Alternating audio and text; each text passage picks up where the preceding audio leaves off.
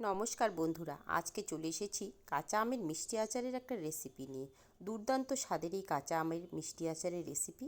আর সারা বছর ঘরে কীভাবে সংরক্ষণ করে রাখবেন আর কি পদ্ধতিতে বা কি মশলায় তৈরি করলে সারা বছর এক ফোঁটাও নষ্ট হবে না, এতটাই গ্যারান্টিযুক্ত এই মিষ্টি আচারের রেসিপিটা।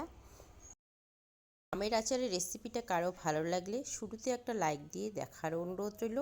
চ্যানেলটিকে সাবস্ক্রাইব করে পাশে থাকার অনুরোধ রইল। গাছের আম কিংবা কেনা আম শেষ হওয়ার আগেই তাই চটপট বানিয়ে নিন। এখানে কয়েকটি গাছের আম আমি নিয়েছি। এই গাছের আম দিয়ে আজকে আমি মিষ্টি আচারটা বানাবো। আর আমের টুকরোগুলোকে এরকম সাইজ করে কেটে নিয়েছি। মিষ্টি আচার বলুন আর টক আচারই বলুন, যদি আটির এই অংশটা শক্ত হয় তাহলে খেতে বেশি ভালো লাগে।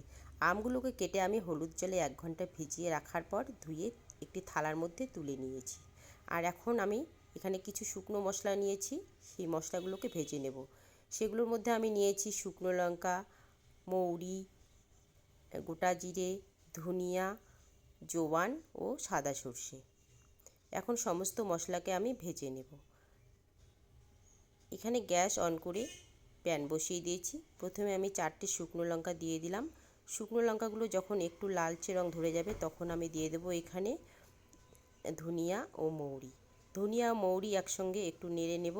তারপর আমি বাকি যে মশলাগুলো আছে সেগুলোকে দিয়ে দেব। দিয়ে সমস্ত মশলাকে একসঙ্গে কিছুক্ষণ নেড়ে চেড়ে একটু লালচে করে ভেজে নেব। একদম বেশি ভাজবার প্রয়োজন নেই, তাহলে কিন্তু মশলাটা তেতো হয়ে যাবে। ভাজা হয়ে গেছে মশলা, এখানে নামিয়ে নিয়েছি। মশলাগুলোকে ঠান্ডা করে তারপর গুঁড়ো করে নেব। আর এখানে কড়াই আমি সর্ষের তেলের মধ্যে দিয়ে দিলাম 2টো শুকনো লঙ্কা। এবার দিয়ে দেব 5 ফোড়ন আর দিয়ে দেব কিছুটা মৌরি। আমার কাছে আমের মিষ্টি আচারে এই সব ফোড়ন দিলে বেশি ভালো লাগে। এবার সমস্ত ফোড়নের সুন্দর একটা গন্ধ বেরোলে কেটে রাখা আমের টুকরোগুলোকে দিয়ে দেব। আমের টুকরো দেওয়ার পর আমের টুকরোগুলোকে কিছুক্ষণ নেড়ে চেড়ে নেব। এবার আমি দিয়ে দেব এখানে অল্প পরিমাণে লবণ। এখানে আমি কোনো রকম হলুদ দেব না, যেহেতু আমের টুকরোগুলো আমি হলুদ জলে ভিজিয়ে রেখেছিলাম। একটু নেড়ে চেড়ে নিয়ে এবার দিয়ে দেব আমি গুড়। যে গুড়টা দিয়ে আমরা মোয়া তৈরি করি সেই গুড় দিয়ে দিলাম। গুড় দেওয়ার পর একটু নেড়ে নেব। নাড়তে নাড়তে গুড়টা যখন এরকম ঠিক গলে যাবে তখন আমি এখানে দিয়ে দেব চিনি। গুড়ের পরিমাণ ও চিনির পরিমাণ আমি সমান নিয়েছি।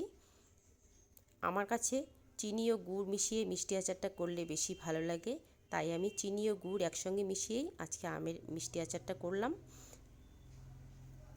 এরকম কিছুক্ষণ নাড়তে নাড়তে চিনি ও গুড় কিন্তু সুন্দরভাবে গলে যাবে। আর এখানে গুঁড়ো মশলাটা আমার করে নেওয়া হয়ে গেছে। গুঁড়ো মশলাটা একটি প্লেটের মধ্যে ঢেলে নেব। আর গুঁড়ো মশলায় অবশ্যই আপনারা জোয়ান দেওয়ার চেষ্টা করবেন, তাহলে আপনার আচার কোনো দিন নষ্ট হবে না। গুঁড়ো মশলাটা হয়ে গেছে। এখন গুঁড়ো মশলাটা আমি আচারের মধ্যে দিয়ে দেব। সমস্ত গুঁড়ো মশলা দিয়ে দিলাম। দিয়ে এখন আমি নেড়ে নেব।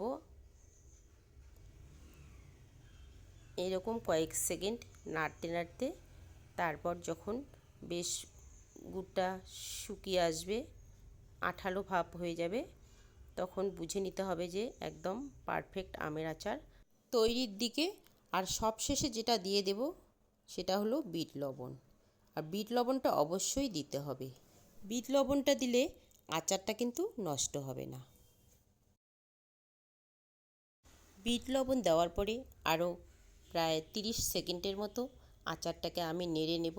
আচারের মধ্যে থাকা জলীয় ভাবটা যখন শুকিয়ে যাবে তখন বুঝে নিতে হবে একদম পারফেক্ট আচার তৈরি হয়ে গেছে। আমের টুকরোগুলো যাতে গলে না যায় সেভাবে নেড়ে চেড়ে নিতে হবে, কারণ আপনি যখন আমের আচারটা খাবেন তখন এই শক্ত অংশটা যত চিবানো যাবে তত টেস্টের লাগবে। এই গুড়ের মধ্যে থাকা জলীয় অংশটা একদম আঠালো ভাব হয়ে যাবে, তখন আমি গ্যাসের ফ্লেমটাকে বন্ধ করে দেব। আর বন্ধ করে দিয়ে তারপর নামিয়ে নেব। গ্যাসের ফ্লেম বন্ধ করে আমি এখানে একটি পাত্রের মধ্যে নামিয়ে নিচ্ছি, এরকম কাচের পাত্রে। এইভাবে আমের আচার বানিয়ে আপনারা যে কোনো কাচের একটা বয়ামে যদি রেখে দেন, তাহলে সারা বছর ঘরে একদম ভালো থাকবে, কোনো রকম নষ্ট হবে না।